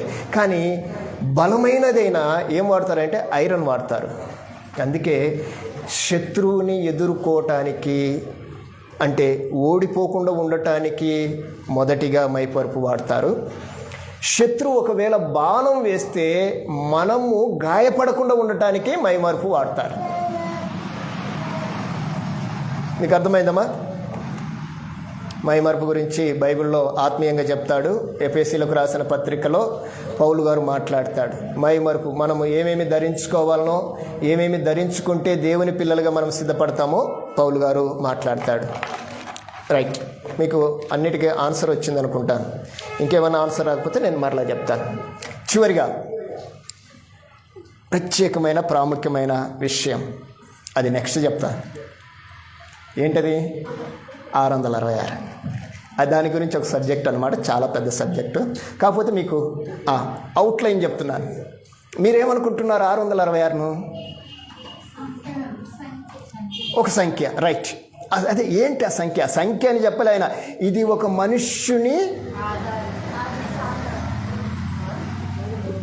ఇది ఒక మనుష్యుని సంఖ్య అని చెప్పాడు. ఒక మనిషి అని చెప్పాడు. బాగా వినండి. మీరు అంత తేలిగ్గా బైబిల్ని ఊరికి చదవగాకండి. 666 అన్నాడు, అందులో జ్ఞానం ఉంది అన్నాడు. ఇది ఒక మనుష్యుని సంఖ్య అన్నాడు. ఒక మనిషి అని చెప్పాడు అంతే. ఒక మనిషే. రామచంద్ర నెంబర్ చెప్పండి. ఉందా? రామచంద్రకు నెంబర్ ఉందా లేదా? మీకు నెంబర్ లేదా? ఇంటికి నెంబర్ ఉంది, ఒంటికి కూడా నెంబర్ ఉంది. ఇప్పుడు లేదా? ఇప్పుడు ఒక నెంబర్ కాదులే, 2, 3 ఉన్నాయి మనకి. నాకు 2 ఉన్నాయి, 3 లేదు. ఇది మన అవుట్పుట్. ఆయన రాసేటప్పుడు ఒక మనుష్యుడు ఉన్నాడు, జ్ఞానం ఉంది, ఆ సంఖ్య చెప్పాడు. ఆ సంఖ్య ఎంత అన్నాడంటే 666 అని చెప్పాడు. అందులో ఏముంది? జ్ఞానం ఉంది. జ్ఞానము కలిగింది ఒకటి ఉంది, అది మనుష్యునిది. అది ఏంటి అనేది నేను చెప్తాను. ఏంటిది ఇది? చెప్పండి. ల్యాప్టాపే. ఇప్పుడు ద్వాపర యుగము, త్రేతాయుగము, కలియుగము అని 3 యుగాలు మనకు బయటికి ఉన్నాయి కదా. ఈ యుగాన్ని ఒక పేరు పెట్టి పిలుస్తాం మనం. ఇప్పుడున్న జనరేషన్ ఏమని పిలుస్తారంటే ఇది కంప్యూటర్ యుగం అంటాం. అవునా కాదా? ఇది ఏ యుగం? కంప్యూటర్ యుగం. బాగా వినండి. ఎందుకు కంప్యూటర్ యుగం అన్నామో చెప్పండి. కంప్యూటర్లో ఏముంది? రైట్. మనకి ఏంది లేదో అది చెప్పేస్తుంది.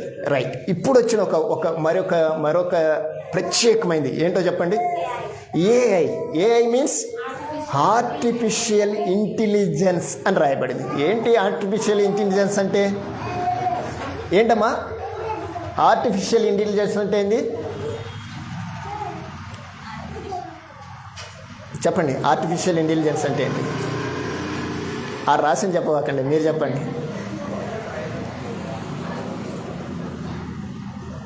ఆర్టిఫిషియల్ ఇంటెలిజెన్స్ అనేది ఇప్పుడు రైట్, లేనిది ఉన్నట్టుగా చూపిస్తుంది, ఉన్నది లేనట్టుగా కూడా చూపిస్తుంది. అంతే ఆర్టిఫిషియల్ ఇంటెలిజెన్స్. అదే అన్నాడు కృత్రిమ మేధస్సు లేకుంటే యంత్ర మేధస్సు అని రాశాడు. మేధస్సు అంటది. అదేంటో నేను నెక్స్ట్ మీతో మాట్లాడతాను.